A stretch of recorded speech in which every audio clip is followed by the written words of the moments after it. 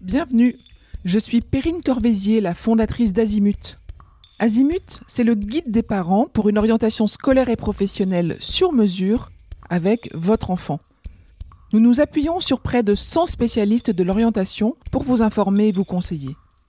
Pour découvrir l'ensemble des ressources Azimut, rendez-vous sur azimut-orientation.com. Vous pourrez notamment vous inscrire à notre newsletter. Je laisse place maintenant au contenu de cet épisode. Bonne écoute. On va parler de sciences humaines et surtout faire la différence entre psycho, socio, philo, anthropo, etc. Au lycée, il n'est pas rare d'entendre un adolescent dire « J'aime réfléchir sur les gens, les comportements, les émotions, les sociétés, donc j'aime les sciences humaines ». Mais derrière ce terme, plusieurs disciplines coexistent, philosophie, sociologie, psychologie, anthropologie, et c'est pas toujours facile de comprendre ce qui les distingue. Si votre enfant s'intéresse à ces domaines, mais que vous hésitez entre ces différentes voies, cet épisode vous aidera à y voir plus clair. Déjà, commençons par définir les sciences humaines. C'est quoi exactement ? Les sciences humaines et sociales regroupent toutes les disciplines qui étudient l'être humain, qu'il soit seul ou en groupe, dans son comportement, sa pensée, ses émotions ou sa culture. Elles partagent un même objectif, mieux comprendre ce que signifie être humain, mais chacun le fait à sa manière, avec ses méthodes et ses objets d'étude. En résumé, la philosophie questionne le sens, la sociologie observe la société, la psychologie explore l'individu et l'anthropologie étudie l'humain à travers ses cultures. On va les regarder en détail. Commençons par philosophie. Penser le sens, questionner le monde. La philosophie invite à réfléchir sur les grandes questions universelles. Qu'est-ce que la liberté, la vérité, la justice, le bonheur ? C'est une discipline fondée sur la réflexion, l'argumentation et l'histoire des idées. On y apprend à analyser un texte, à structurer une pensée, à écrire avec rigueur ou à débattre. Pour quel profil ? Pour les jeunes curieux qui aiment réfléchir en profondeur. Pour ceux qui apprécient lire, écrire et argumenter. Et puis pour les esprits critiques qui aiment remettre en question les évidences. Et après, la philosophie ouvre vers l'enseignement, la recherche, la communication, le journalisme, la culture ou encore les métiers du conseil et de l'éthique. Passons à la sociologie, pour comprendre les sociétés et les groupes humains. La sociologie s'intéresse aux comportements collectifs et aux phénomènes sociaux. Comment vivons-nous ensemble ? Pourquoi les gens votent, consomment ou travaillent de telle façon ? Elle étudie les règles, les valeurs, les inégalités, les classes sociales et les institutions qui structurent nos vies. Les sociologues utilisent des enquêtes de terrain, des statistiques et des observations pour comprendre la société. Pour quel profil ?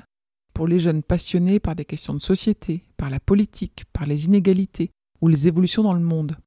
Pour ceux qui aiment observer, comparer, analyser les comportements humains. Et après la sociologie, les diplômés en sociologie peuvent se diriger vers les métiers du journalisme, des ressources humaines, du marketing, de la politique publique, de la recherche ou de l'intervention sociale.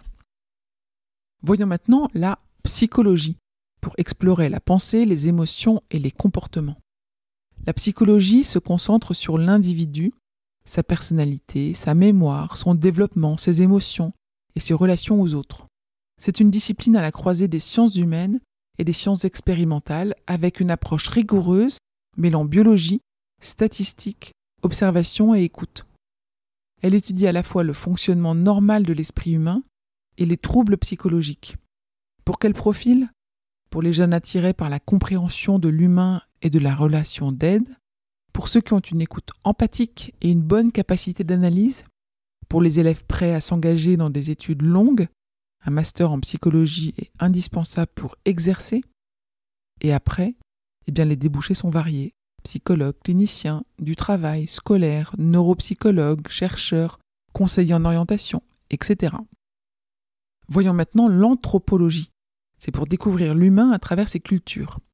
L'anthropologie ou ethnologie s'intéresse à l'être humain dans sa diversité culturelle. Ses croyances, ses rituels, ses coutumes, ses modes de vie, ses relations au monde. C'est une discipline de terrain, souvent marquée par l'observation directe et les enquêtes dans différents contextes culturels. Elle invite à décentrer son regard, à comprendre ce qui paraît évident dans notre culture en le comparant à d'autres manières de vivre. Pour quel profil ? Pour les jeunes curieux des autres cultures et des autres civilisations. Pour ceux qui aiment voyager, observer, écouter, comprendre sans juger. Pour les esprits ouverts, sensibles à la diversité humaine. Et après, l'anthropologie conduit à des métiers dans la recherche, la culture, le patrimoine, les ONG, la coopération internationale ou encore la médiation interculturelle. Et après, quelle poursuite d'études ? Après le baccalauréat, ces disciplines se retrouvent dans les filières universitaires. Licence de philosophie, de sociologie, de psychologie ou d'anthropologie, selon la spécialité choisie. Il y a également possibilité de faire des doubles licences, par exemple sociologie et sciences politiques, philosophie et lettres, psychologie et biologie. Et après la licence, il y a la poursuite en master dans la recherche, la communication, les sciences sociales appliquées, la santé ou l'international par exemple. De nombreux diplômés s'orientent aussi vers des écoles de journalisme, de commerce, de ressources humaines ou de travail social, où leurs compétences en analyse et en compréhension du monde sont très appréciées. Les sciences humaines ne se résument pas à une seule voie. Elles offrent 4 portes d'entrée pour explorer ce qui fait l'humain dans toute sa richesse. La philosophie, qui apprend à penser et argumenter, la sociologie, qui aide à comprendre la société, la psychologie, qui explore l'individu, l'anthropologie, qui révèle la diversité des cultures. Si votre enfant est curieux, observateur, ouvert d'esprit, et qu'il aime comprendre le monde, il possède déjà les qualités essentielles pour s'épanouir dans ces domaines. Ces filières constituent une excellente base pour de nombreuses carrières, alliant réflexion, communication, analyse et humanité, qui sont des compétences précieuses dans le monde d'aujourd'hui. Je vous retiens quelques instants. Vous écoutez peut-être sur Apple, ou sur Spotify, ou sur Deezer, ou sur une autre application de podcast. Je voulais m'assurer que vous connaissiez l'existence de notre site azimut-orientation.com.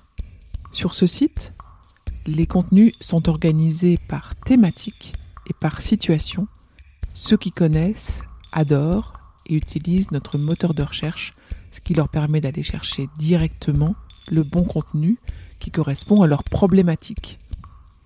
Je vous encourage à vous y connecter et n'oubliez pas de vous inscrire à notre newsletter. Merci de votre fidélité et à bientôt.